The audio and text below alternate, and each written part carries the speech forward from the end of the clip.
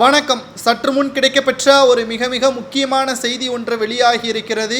நடந்து முடிந்த மக்களவை தேர்தலுக்கு பிறகு ஜூன் 4ஆம் தேதி முடிவுகள் வெளியாக உள்ள நிலையில் ஏற்கனவே முதல்வர் ஸ்டாலின் டேபிளிற்கு சென்றுவிட்டது சில முக்கியமான நிர்வாகிகளின் பெயர்கள். திமுக நடந்து முடிந்த மக்களவை தேர்தலில் சிறப்பாக பணியாற்றாத மாவட்ட செயலாளர்களையும் அமைச்சர்களையும் பதவியிலிருந்து பறிப்பதற்கான அனைத்து ஏற்பாடுகளையும் செய்துவிட்டார் ஸ்டாலின் அவர்கள். குறிப்பாக நெல்லை, தேனி மற்றும் நீலகிரி போன்ற மாவட்ட செயலாளர்களது பெயர் இடம்பெற்றிருப்பதாகவும் அமைச்சராக இருக்கக்கூடிய காந்தி அவர்களது பெயர் இடம்பெற்றிருப்பதாகவும் செய்திகள் வெளியாகி இருக்கிறது. உளவுத்துறை சொன்ன தகவலின் அடிப்படையில் இவர்களது பெயர் இடம்பெற்றிருக்கிறது. ஜூன் 4ஆம் தேதிக்கு பிறகு முடிவுகளை பார்க்கும் பொழுது இவர்களது பெயர் இடம்பெற்றிருந்தால், தோல்வி என்று அறிவிக்கப்பட்டால், திமுகவில் உள்ள அனைத்து பதவிகளிலிருந்தும் இவர்களுக்கு பதவி பறிக்கப்படும். எம்எல்ஏவாக மட்டும்தான் செயல்படுவார் காந்தி என்ற தகவலும் தற்பொழுது கிடைக்கப்பெற்றிருக்கிறது.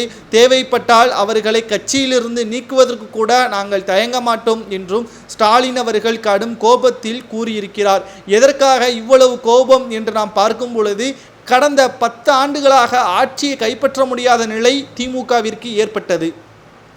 மேலும் 2026 சட்டமன்ற தேர்தலில் வெற்றியடைய வேண்டும் என்றால் திமுகவினர்கள் சரியான முறையில் வேலை செய்தால் மட்டும்தான் மீண்டும் திமுக ஆட்சியை கைப்பற்றும். ஆனால் இதுவரைக்கும் திமுக தொடர்ச்சியாக 10 ஆண்டு ஆட்சி அமைத்ததாக வரலாறே கிடையாது. ஏனென்றால் அதிமுக புரட்சி தலைவி ஜெயலலிதா அவர்கள் பிரச்சாரத்திற்கு செல்லும் போதெல்லாம் திமுகவின் ஆட்சியை முன்வைத்துதான் எந்த ஒரு பிரச்சாரத்தையும் மேற்கொள்வார். திமுகவின் ஆட்சியின் ஊழல் மற்றும் கொள்ளை சம்பவங்கள் அனைத்தையும் முன்வைத்துதான் பிரச்சாரத்தை மேற்கொள்வார். தற்பொழுது அதிமுகவில் புரட்சி தலைவி ஜெயலலிதா அவர்கள் இல்லாத காரணத்தினால் திமுகவின் பலம் அதிகமாக இருக்கிறது. ஆனால் நிர்வாகிகள் சரியான முறையில் வேலை செய்தால் மட்டும்தான் வெற்றி வாய்ப்பை மீண்டும் தட்டி பறிக்க முடியும். இல்லை என்றால் திமுக மிகப்பெரிய ஒரு தோல்வியை தள்ளுவும். மீண்டும் ஆட்சி அமைவதே கடினம். அது மட்டுமல்லாமல் சிறைக்கு செல்லக்கூடிய நிலைமை கூட உருவாகும். காரணம், 3வது முறை பாஜக மத்தியில் ஆட்சி அமைந்து விட்டால் ஸ்டாலின் உட்பட அனைவரும் கைது நடவடிக்கை மேற்கொள்ளப்படுவார்கள் என்று டெல்லி முதல்வர் அரவிந்த் கெஜ்ரிவால் அவர்களும் கூறியுள்ளார். இந்த கைது நடவடிக்கைக்கு பிறகு ஜாமீன் கூட ஸ்டாலின் அவர்களுக்கோ அல்லது மற்ற அமைச்சர்களுக்கோ கிடைப்பதற்கு வாய்ப்பே இல்லை என்றும் அவர் கூறியிருப்பதுதான் அதிர்ச்சியை ஏற்படுத்தியிருக்கிறது.